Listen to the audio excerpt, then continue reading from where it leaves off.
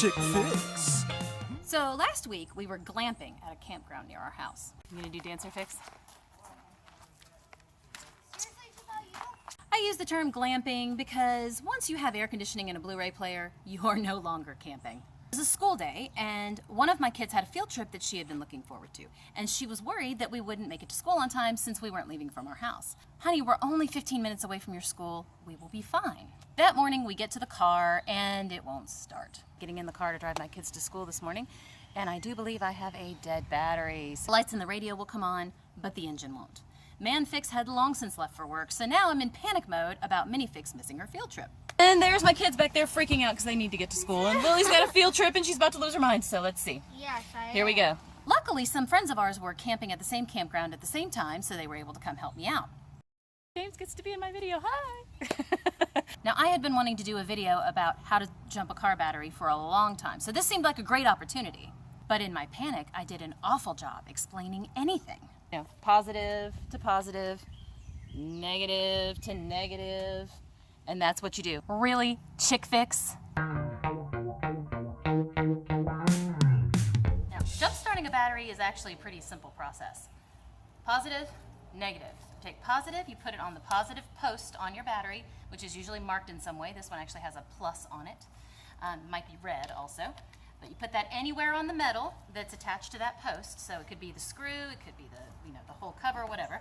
Make sure you remove a rubber cover if there's a rubber cover on it. Attach it to the metal on the negative side as well.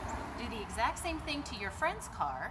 Friend gets in the car, turns it on, puts their foot on the gas and leaves it there. You get in your car, you turn the ignition, and you may have to try it a couple times, but if the battery's the problem, it'll turn over eventually.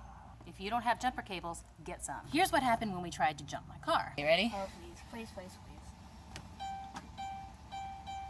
Okay, all right, he's revving his engine right now. Oh, okay, hold on. Anybody know what went wrong? So thinking it wasn't the battery, we spent the next few hours trying to figure out what the problem might be. I'm checking fuses and reading my manual. ManFix is researching on Google and YouTube. We're talking about which auto shop to have it towed to. Honestly, I'm really hoping that the fuses are the issue because it would be the best day ever if that was the problem here. And then round about hour 3, ManFix suddenly says, why don't you check the battery with the voltmeter just to make sure it's dead? What? We have the voltmeter with us at the camper? Now, a car battery needs to have at least 12.6 volts in order to start the car. Mine was only registering 10.25, which might be enough to run the lights in the radio, but it's not enough to actually start the car, because starting the car takes a huge amount of amperage all at once. So clearly the battery was the problem. Then it dawned on me. So I have a keyless ignition in my car, and what that means is instead of putting a key and actually turning it, you just put your foot on the brake, press the button, and it starts. The problem is when you press that button, you only send the signal through to the starter one time, as opposed to multiple times when you're actually turning a key. So when you're trying to jump it off of somebody else's car, you don't get that click, click, click, click, click until it finally catches. It just sends it through one time, doesn't catch, and you're stuck. This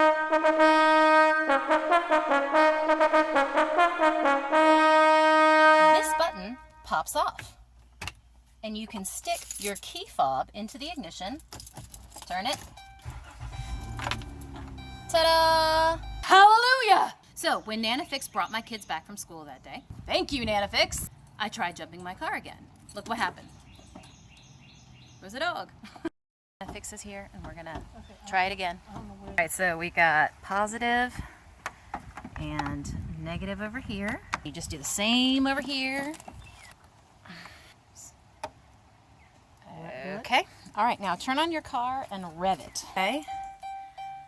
All right, press the brake. Keep your foot on the gas. Ah! Holy crap!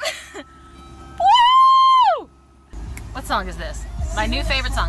Oh yeah, I'm thrilled beyond belief that I don't have to actually take it anywhere and get any work done, so that's awesome.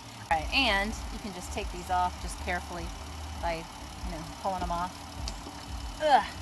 Don't cross the streams. So that battery actually wouldn't hold a charge in the long run, so I did end up having to buy a new battery, which kind of stunk. But I'll take that any day over having to send my car to the shop. And now y'all get to watch for my next video, how to install a car battery. Yeah. Chick Fix.